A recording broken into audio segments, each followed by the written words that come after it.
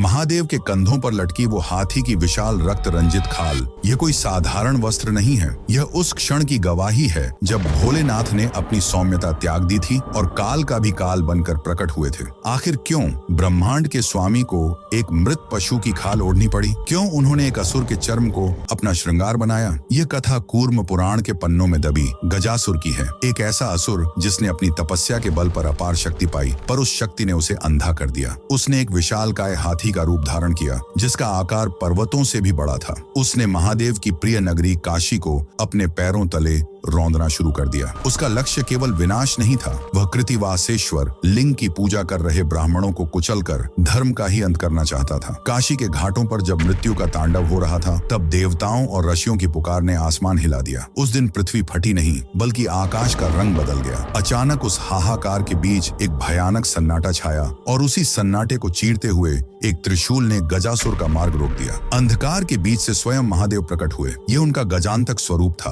8 भुजाओं वाला, नेत्रों में सूर्य जैसा तेज और हाथों में कालपाश। गजासुर ने अपनी सूंड से प्रहार करना चाहा, पर महादेव ने उसे खिलौने की तरह आकाश में उठा लिया और फिर अपने त्रिशूल के एक ही प्रहार से उस विशाल अहंकार को भूमि पर पटक दिया। पर उन्होंने उसे केवल मारा नहीं, उन्होंने अपने नाखूनों से उस हाथी की खाल को चीरा और विजय चिन्ह के रूप में उस गीली खाल को अपने शरीर पर वस्त्र की तरह ओढ़ लिया। उन्होंने क्षुत्व और अहंकार को जीतकर अपना आभूषण बना लिया। इसी घटना के कारण वे कृतिवास कहलाए। तमिलनाडु का वलुवर मंदिर आज भी इस महाघटना का एकमात्र साक्षी है, जहां शिव आज भी उसी गजांतक रूप में पूजे जाते हैं। उस कृतिवास ईश्वर के सम्मान में कमेंट्स में हर हर महादेव अवश्य लिखें।